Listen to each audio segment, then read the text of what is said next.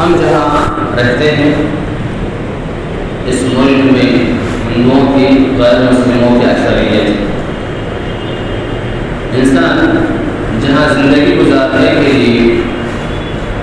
دوسرے انسانوں کا محتاج ہوتا ہے، انسان معاشرت پسند ہے، وہ طریقہ زندگی نہیں گزار سکتا، وہیں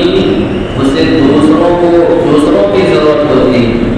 تاکہ وہ اپنی زندگی کی ضروریات ان کی مدد سے پوری کر سکے اور اپنی زندگی کی گاڑی کو کما حق چلا سکے۔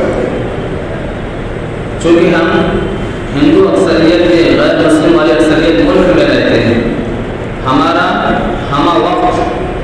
صبح و شام کسی نہ کسی سے سابقہ اور سامنا ہوتا رہتا ہے، کہیں بسوں میں، ٹرینوں میں اور دیگر جگہوں میں۔ ان کے متعلق شریعت ہمیں کیا تعلیم دیتی، شریعت ہمیں کیا رہنمائی کرتی، ان رہنمائی کو جاننا ہر مسلمان پہ ضروری ہے تاکہ ان کے ساتھ کما حق معاملہ کیا جا سکے، ان کے ساتھ کما حق سلوک کیا جا سکے۔ اسلام نے چونکہ اپنے ماننے والوں کو ہر قسم کی رہنمائی کی ہے، ہر قسم کی تعلیمات سے نوازا ہے، ظاہر ہے کہ اس قسم کے مسائل میں بھی شریعت میں رہنمائی موجود ہے۔ غیر مسلموں سے متعلق جو شریعت کی سب سے پہلی تعلیم ہے وہ یہی کہ ہم جو صحیح دین کے حامل ہیں، ہم ان تک اللہ رب العالمین کے صحیح دین کا پیغام پہنچائیں، انہیں اللہ کا کیا پیغام ہے، اللہ نے کیوں انسانوں کی تخلیق کی ہے، اللہ انسانوں کی تخلیق کے پیچھے اللہ کا کیا مقصد ہے، اس مقصد سے ہم انہیں آگاہ کرائیں۔ یہ سب سے پہلی تعلیم، سب سے اہم اور سب سے بڑی تعلیم ہے جو اسلام اپنے ماننے والے کو دے گا۔ ہمارے بڑی بڑی ذمہ داری ہوتی ہے کہ ہم دوسروں تک بہتر انداز میں اچھے اسلوب کے ذریعے سے اسلام کا صحیح تعارف پیش کریں، چونکہ اسلام ہی اللہ کا پسندیدہ دین ہے اور اس دین کے علاوہ اللہ رب العالمین کے نزدیک اب کوئی دین قابل قبول نہیں ہے۔ اللہ نے فرمایا ہے ان الدین عند اللہ الاسلام، اللہ کے نزدیک اگر کوئی دین محبوب ہے، اگر کوئی دین ہے تو وہ اسلام ہی ہے۔ اور کہا ومن یبتغی غیر الاسلام دینا فلن یقبل منہ وهو فی الآخرۃ من الخاسرین، اور جو آدمی اسلام کو چھوڑ کر کے دوسرے دین کو چاہتا ہے تو وہ اس سے اس دین کو قبول نہیں کیا جائے گا،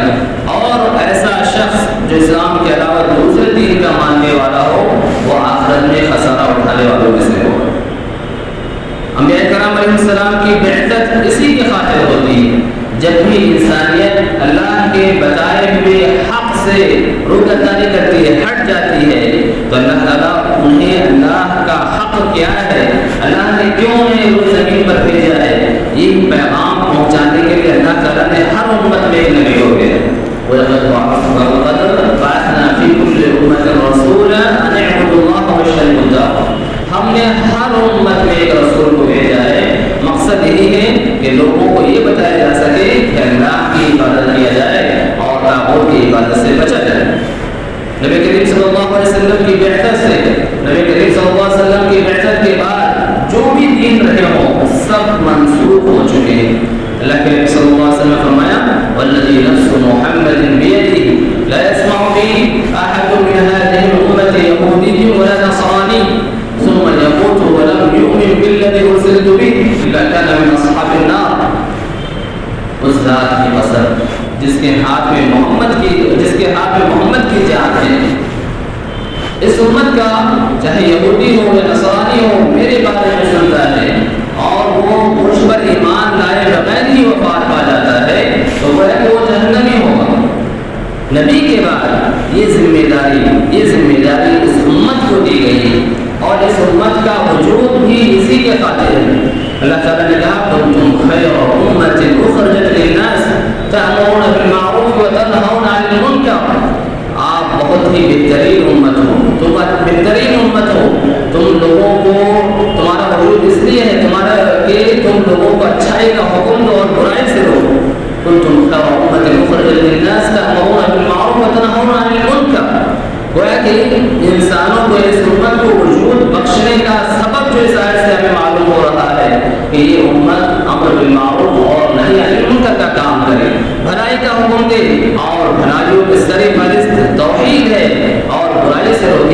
برائیوں میں سر فہرست شرک ہے، شرک سے لوگوں کو ڈرایا۔ امتوں میں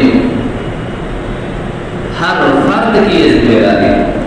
ہر فرد کی یہ ذمہ داری ہے کہ ہر شخص حسب استطاعت اپنی طاقت کے اعتبار سے اس کام کو ضرور انجام دے۔ اللہ کے نبی صلی اللہ علیہ وسلم نے فرمایا من رأى منکم منکرا فلیغیرہ بیدہ فإن لم یستطع فبلسانہ وإن لم یستطع فبقلبہ وذلک اضعف الایمان۔ آدمی کو اگر اس بات کی طاقت و قوت ہے تو غلط کاموں سے وہ اپنے ہاتھوں سے روکے، اگر اس کی بھی طاقت نہیں ہے تو زبان سے روکے، اگر اس کی طاقت نہیں ہے تو دل میں برا جانے۔ یہ ایمان کا نہایت ہی کمتر درجہ ہے۔ امتیوں میں بالخصوص جن کو اللہ تعالیٰ نے علم سے نوازا ہے، علم کی عالم بنایا ہے، ان کی ذمہ داری مزید بڑھ جاتی ہے کہ وہ اس کام کو بحسن و خوبی انجام دے، کیونکہ یہی لوگ انبیاء کے حقیقت میں واجب ہیں۔ العلماء ورثۃ الانبیاء۔ اللہ کے نبی صلی اللہ علیہ وسلم نے،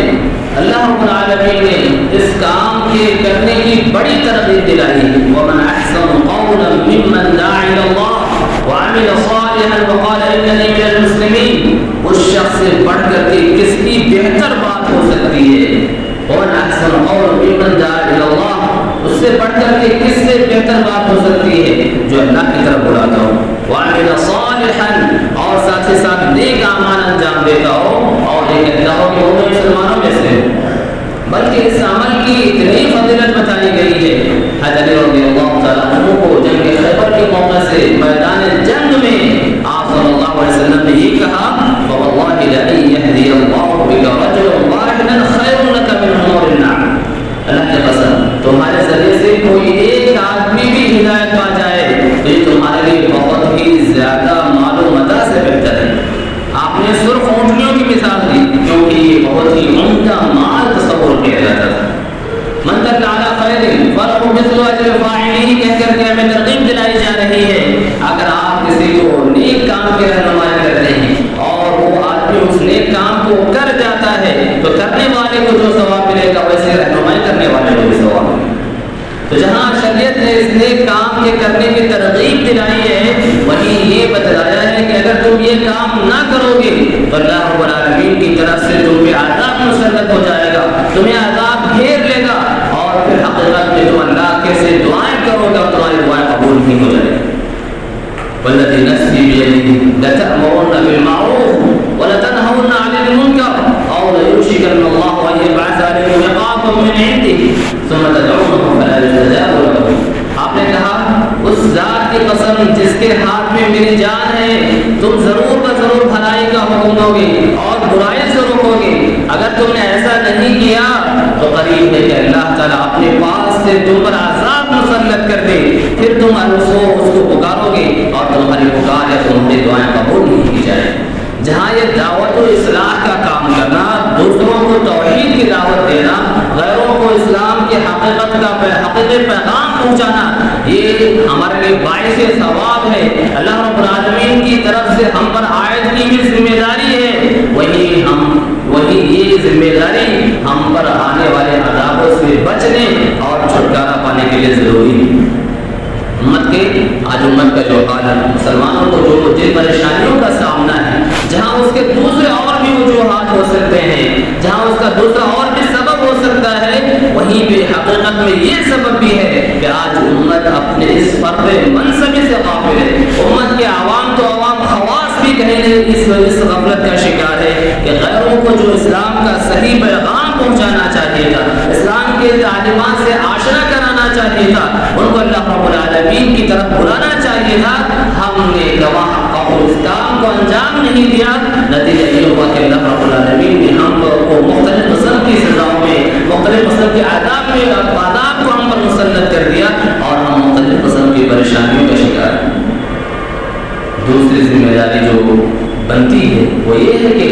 ہم مسلمان اور غیروں کے تئیں جو دوسری ذمہ داری ہے کہ جہاں ہم انہیں دین کے بارے میں بتائیں، جہاں ہم انہیں اسلام کی تعلیم کے بارے سے آگاہ کریں، اللہ رب العالمین کے تنہا عبادت کی طرف بلائیں، بس یہ رغبت دلایا جا سکتا ہے، لیکن دین کے معاملے میں کوئی زبردستی نہیں کی جا سکتی۔ کسی کو زبردستی کلمہ نہیں پڑھایا جا سکتا ہے، کسی کو زبردستی مسلمان نہیں بنایا جا سکتا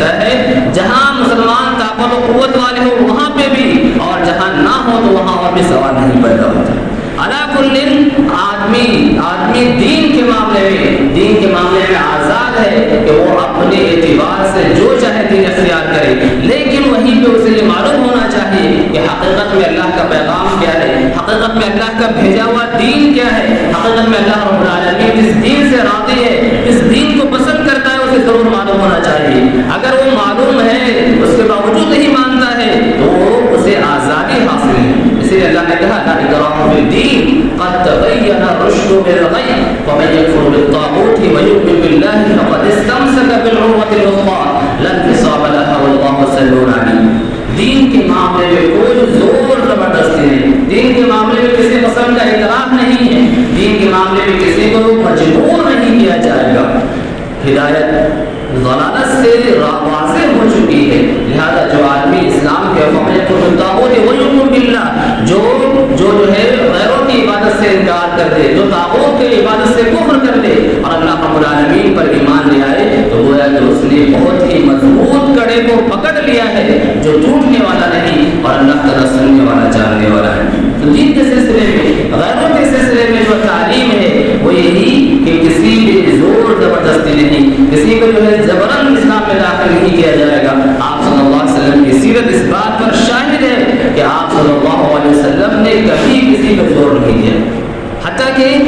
کہ وہ خادم، حتیٰ کہ وہ غلام جو آپ صلی اللہ علیہ وسلم کی خدمت میں مامور تھا، آپ صلی اللہ علیہ وسلم نے اسے اس وقت جا کر کے دین کی دعوت دی جب وہ مرض الموت میں تھا۔ آپ نے اس پر کوئی زبردستی نہیں کی۔ آپ کا چچا جو انہوں نے ہمیشہ آپ صلی اللہ علیہ وسلم کا ساتھ دیا مرض الموت تک، وہ اسلام قبول نہیں کیا، لیکن آپ کی یہ حرص تھی، آپ کی یہ خواہش تھی وہ ایک مرتبہ لا الہ الا اللہ کہہ دیں اور اللہ رب العالمین کے سامنے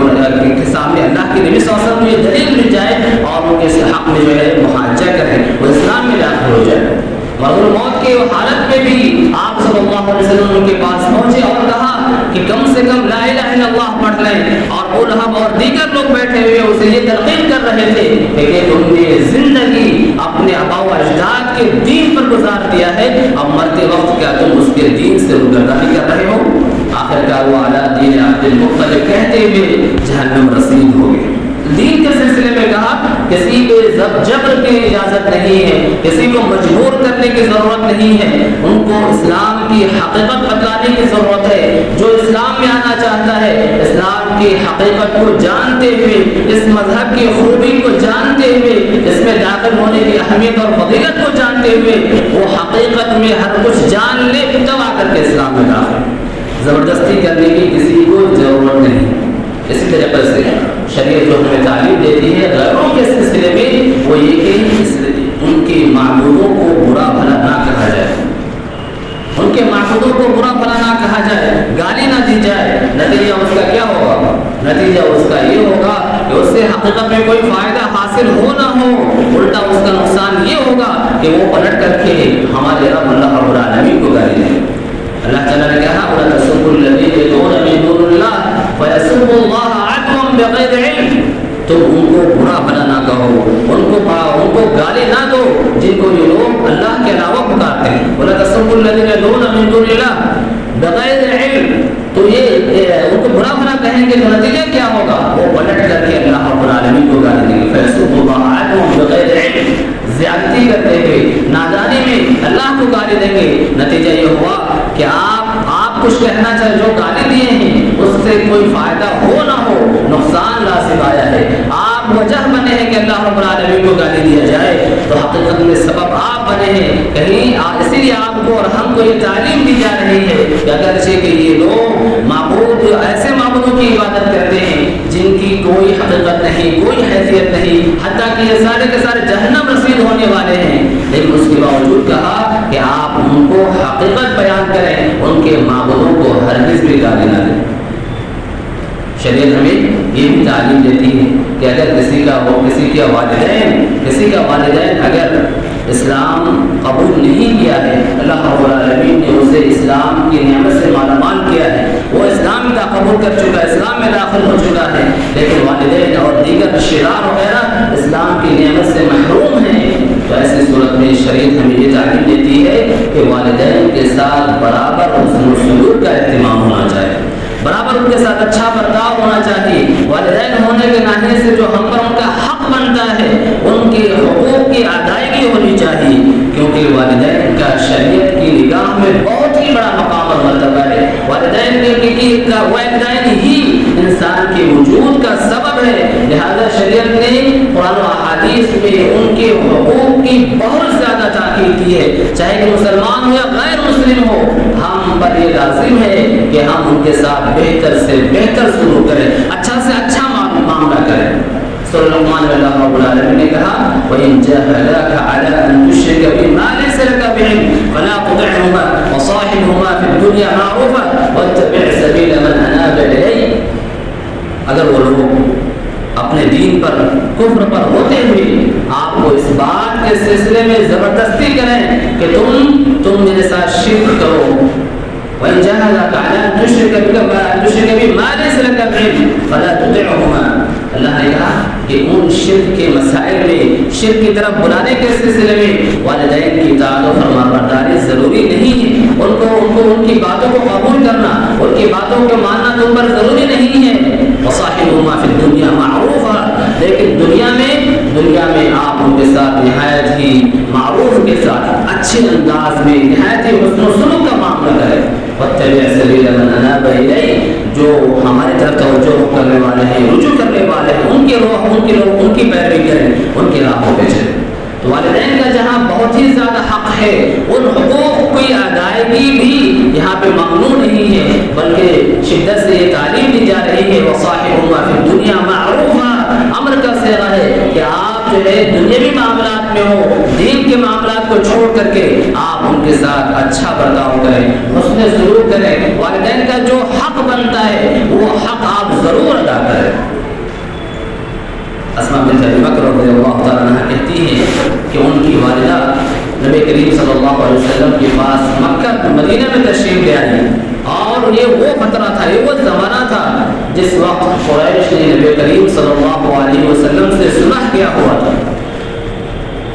صحابہ کا ادب و احترام دیکھی، جو بات انہیں معلوم نہیں ہوتی تھی شریعت کے سلسلے میں ہو یا دیگر اور مسائل کے سلسلے میں، وہ آپ صلی اللہ علیہ وسلم سے رجوع کرتے، پھر جا کر کے کوئی معاملہ کرتے۔ اسماء بنت ابی بکر رضی اللہ عنہما آپ صلی اللہ علیہ وسلم کی خدمت میں آتی ہیں اور کہتی ہیں یا رسول اللہ ان امی قدمت علی وہی راغبہ افاصل امی، اے اللہ کے نبی صلی اللہ علیہ وسلم میری والدہ میرے پاس آئی ہیں، وہ چاہتی ہے کہ میں ان کے ساتھ حسن سلوک کا معاملہ کروں، کیا میں ان کے ساتھ حسن سلوک کا معاملہ کروں؟ آپ صلی اللہ علیہ وسلم نے کہا نعم سری امتی، وہ تمہاری والدہ ہے، وہ تمہاری ماں ہے، ماں سے جو حسن سلوک ہونا چاہیے وہ سارا کا سارا حسن سلوک تم ان کے ساتھ ضرور کرو۔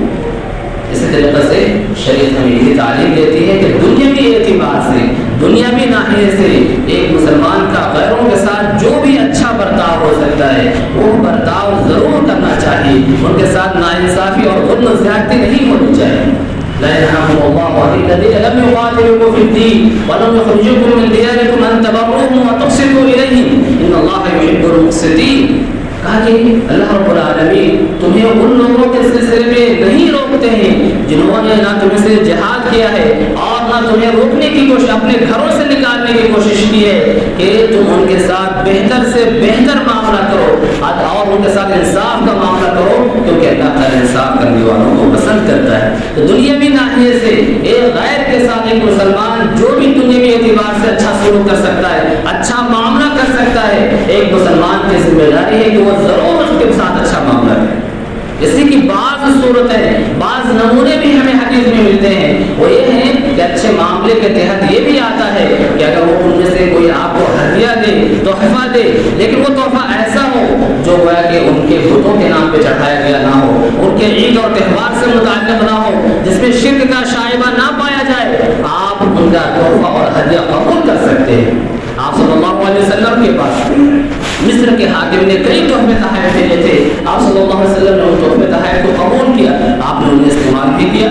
جہاں تحفہ تحائف قبول کرنے کی بات ہے وہیں شریعت یہ تعلیم دیتی ہے کہ ان کو اپنی طرف مائل کرنے کے لیے، انہیں ان کے ساتھ اچھے تعلقات قائم کرنے کے لیے، تاکہ مستقبل میں جا کر کے ان کو دین کی باتیں بآسانی سمجھائی جا سکے، انہیں بھی تحفہ تحائف دینا چاہیے۔ حتمہ رضی اللہ تعالیٰ عنہ کو آپ صلی اللہ علیہ وسلم نے ایک ریشمی لباس والا جوڑا جو ہے دیا تھا، آپ صلی اللہ علیہ علیہ وسلم نے کہا کہ یہ پہننا تو ایک مسلمان کے لیے جائز نہیں ہے، لیکن عمر رضی اللہ تعالیٰ عنہ نے کیا کیا، وہ تحفہ اپنے مشرک بھائی کو مکہ میں